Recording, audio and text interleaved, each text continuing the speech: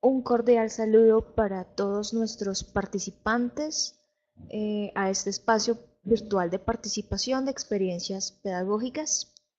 Eh, los invitamos a que continúen con nuestra siguiente presentación, que tiene como nombre Acuerdos y disonancias en la composición de la formación docente a propósito de la experiencia virtual, presentada por María Marta Yedaide y Luis Porta de la Facultad de Humanidades de la Universidad Nacional del Mar de Plata, Argentina.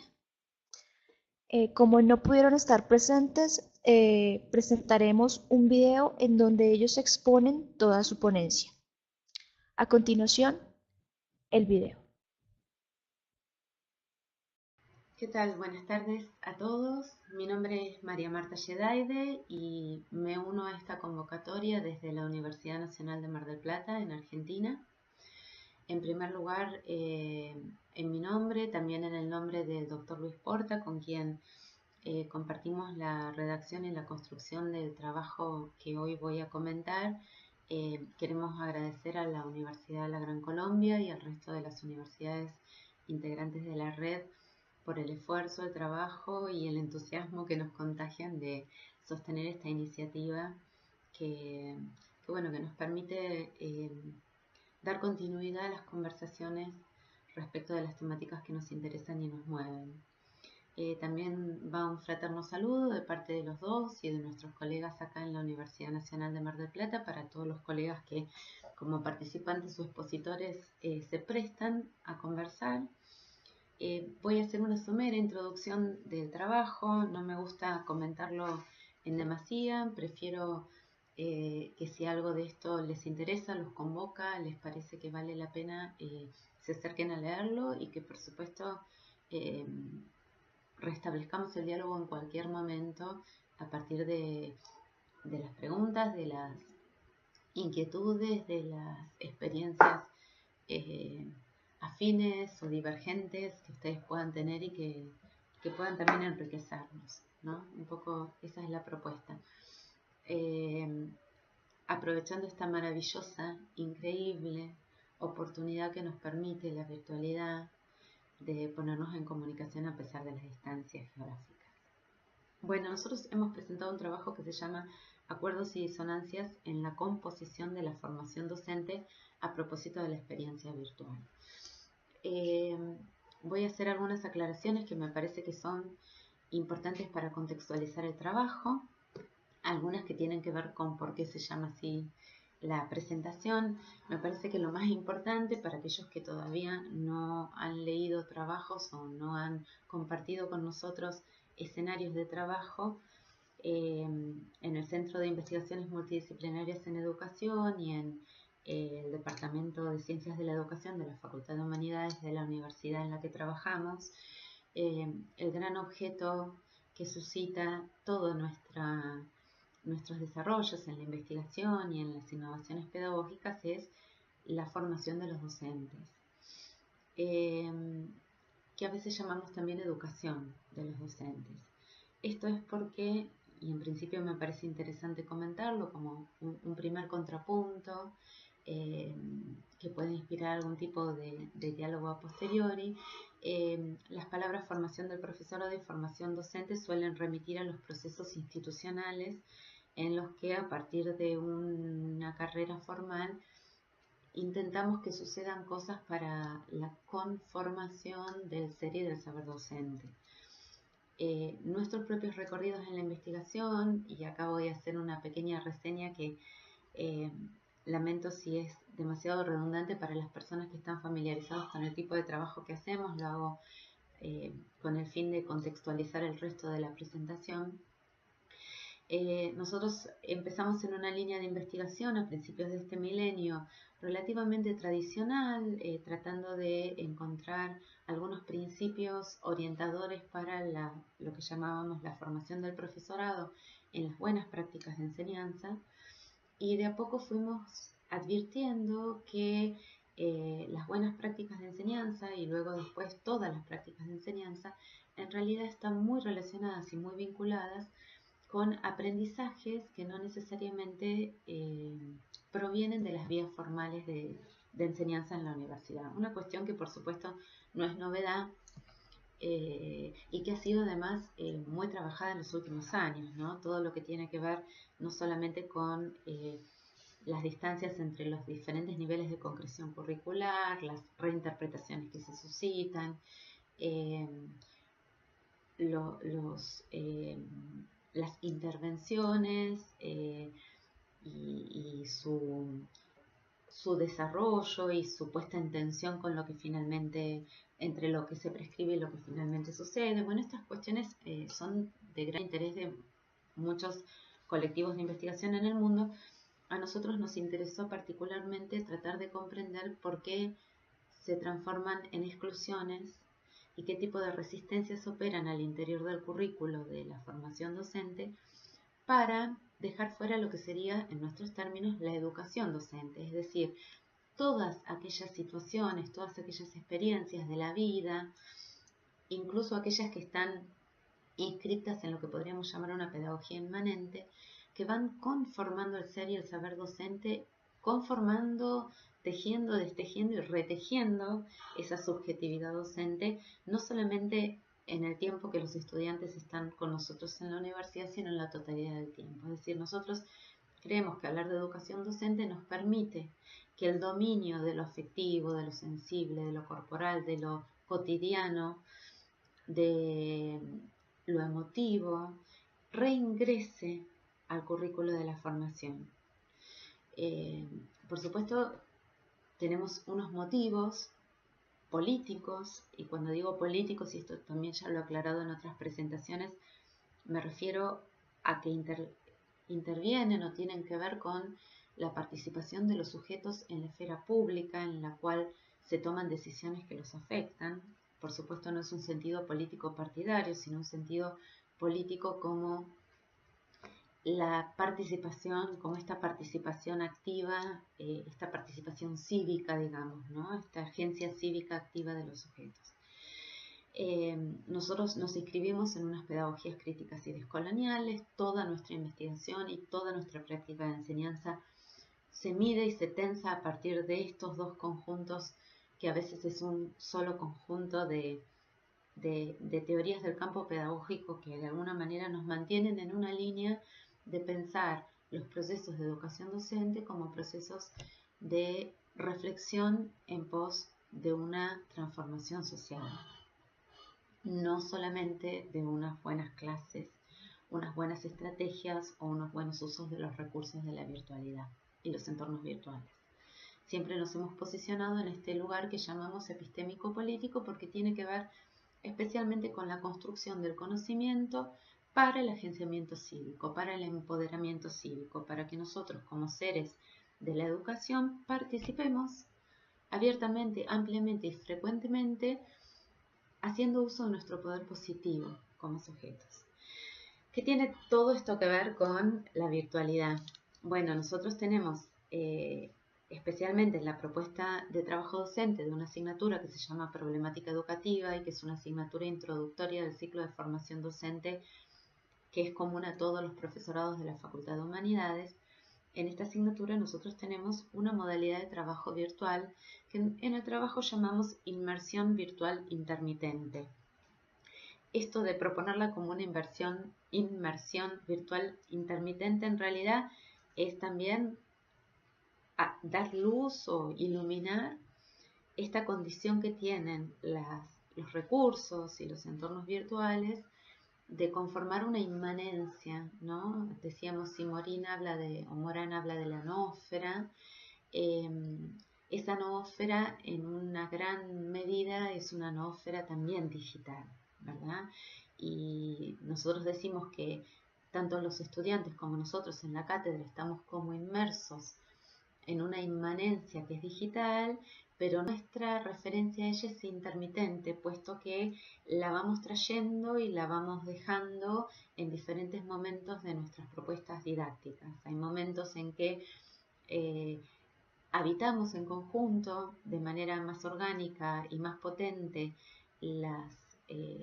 estos entornos virtuales, y hay momentos en que alternamos con otras formas de trabajo que no los incluyen, que no los implican.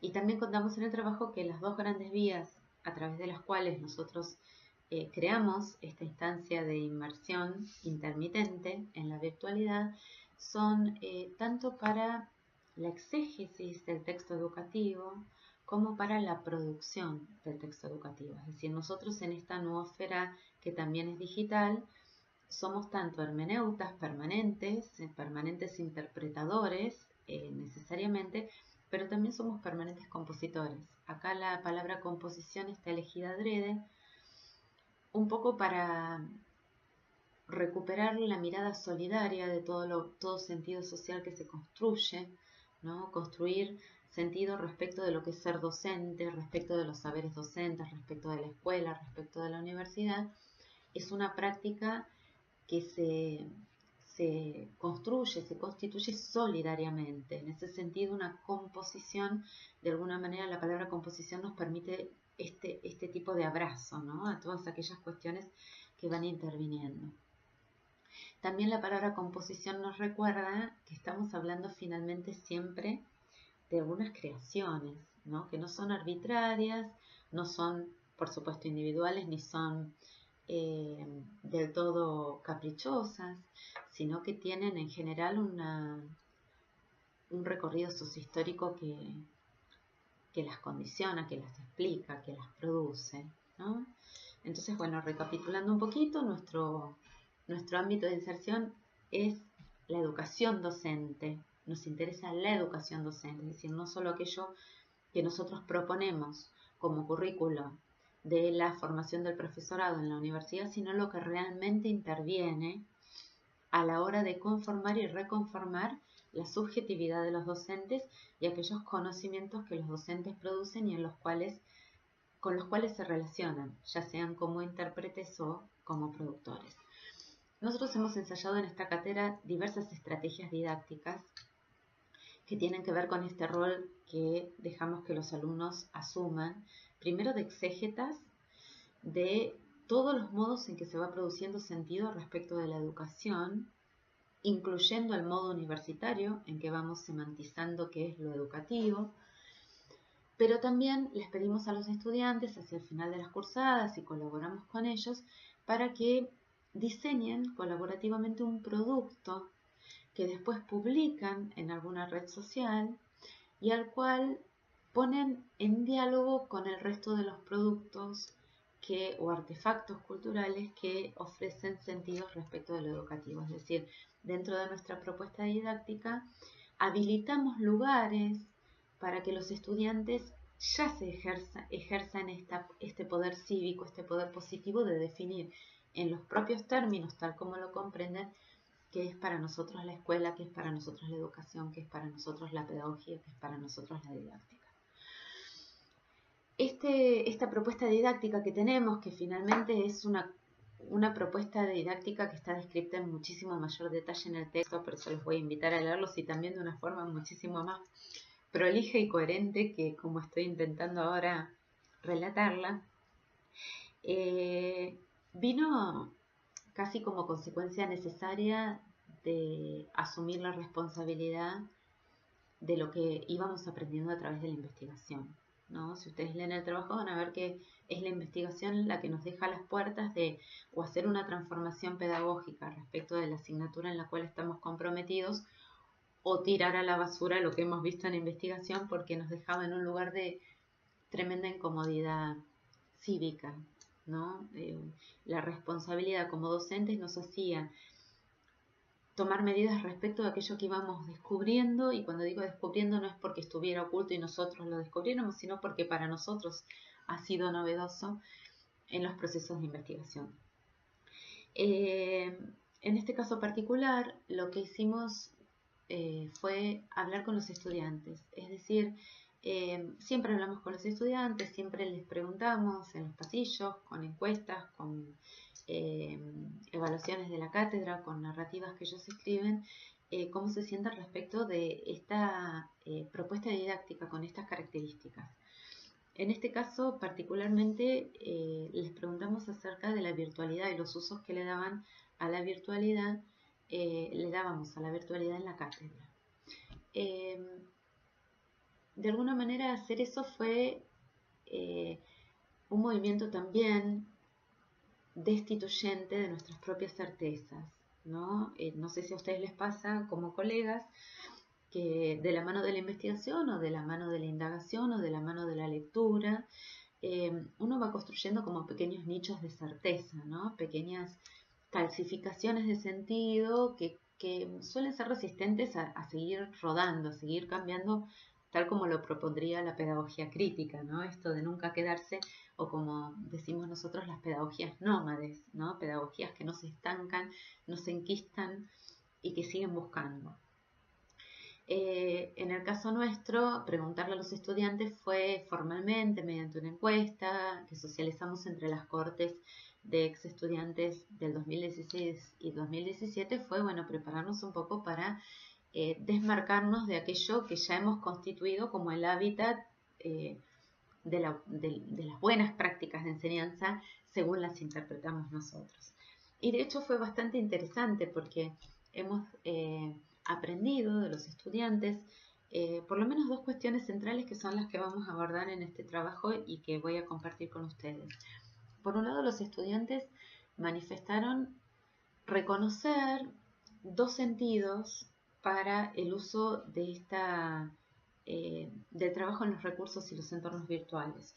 Uno que tenía que ver con su familiarización como docentes en formación, en tanto el manejo de los recursos y los entornos virtuales los preparaba para el futuro trabajo como docentes en aulas del nivel secundario de educación. En este sentido, se apega mucho más a lo que originalmente nos había llevado a proponer un recorrido virtual en la asignatura, que es la voluntad de alfabetizar digitalmente a estos estudiantes, no solamente académicamente porque están en el primer año, de modo que se sientan cómodos y puedan apreciar la potencia de los recursos que la virtualidad tiene para ofrecer.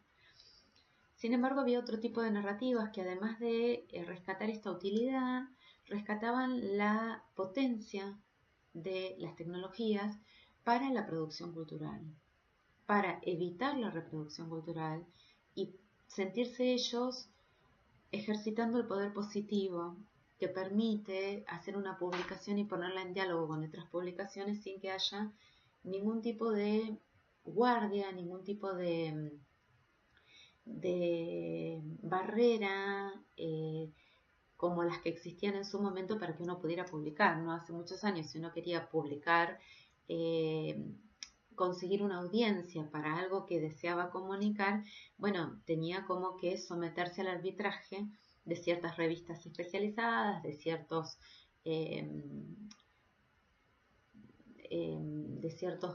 de ciertas personas que decidían respecto de los contenidos de aquello que iba a ser destinado a un número de audiencias y demás. Eso es una de las cuestiones que los recursos y las tecnologías y las herramientas y los entornos virtuales de alguna manera han relajado, ¿no? Estos permisos ya no son necesarios.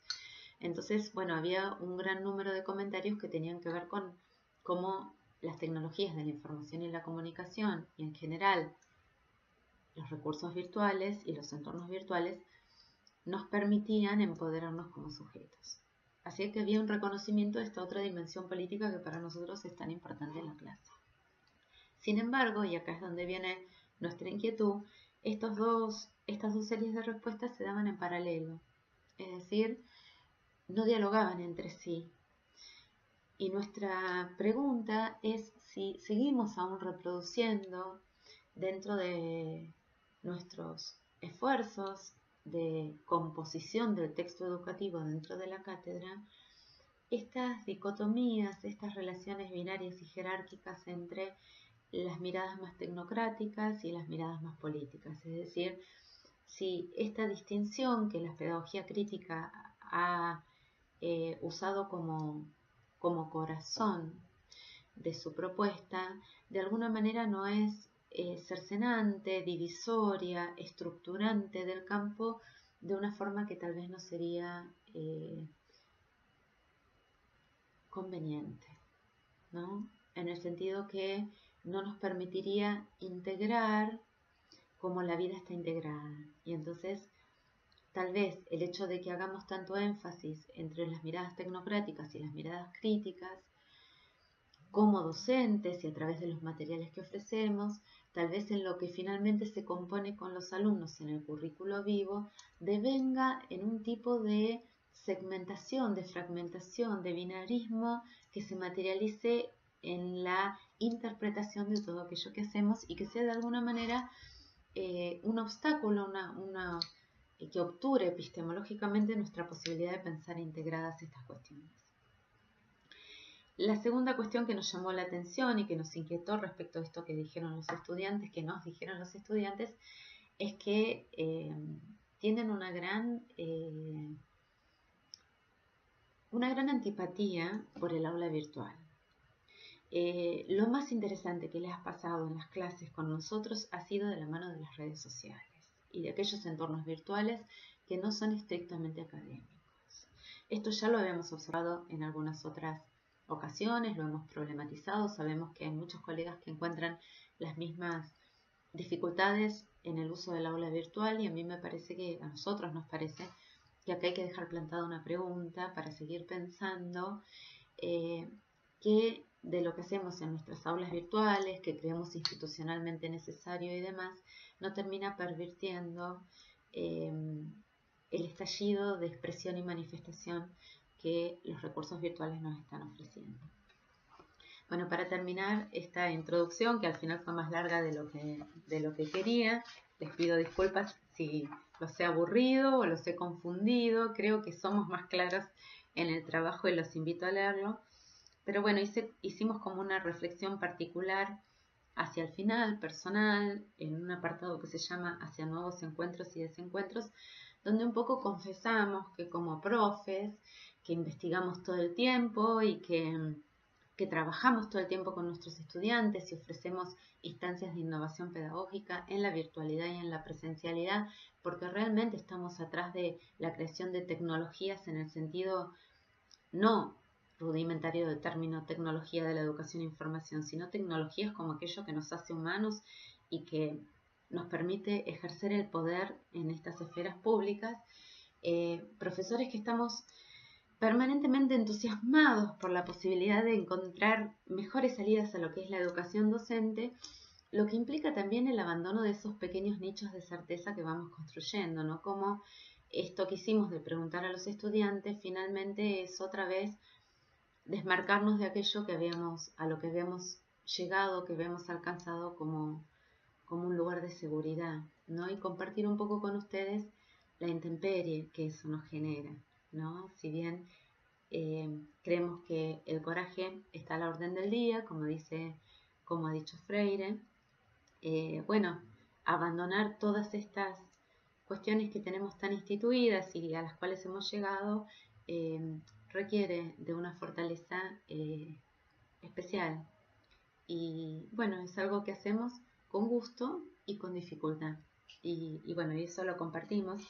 Y terminamos diciendo que, bueno, nosotros por supuesto creemos con Freire que la esperanza es una necesidad ontológica y que lo que nos da muchísimo ánimo es leer cuestiones tales como, en la encuesta, uno de los estudiantes dijo, en un momento me gustaría ser ese tipo de docentes, ¿no? Sentir que en nuestras clases sucede algo suficientemente potente como para que le permita al otro puntos de identificación y de reescritura de quién es y quién quiere ser como docente.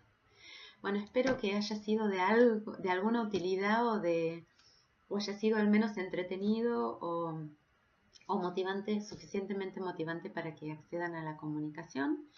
Les mando otro saludo enorme y espero que una vez que lean el artículo usen los correos que allí figuren y nos escriban para continuar charlando y conversando sobre esto. Un saludo cordial desde Mar del Plata en un día raro, ventoso, un poco tormentoso y con un frío que comienza. Cariños.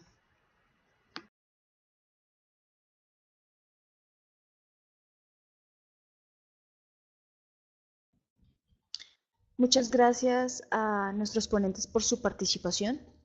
Queremos recordarles a nuestros participantes que todas las preguntas que tengan sobre el tema expuesto las pueden hacer en el foro de esta ponencia que se encuentra en el auditorio junto con el material usado en esta conferencia.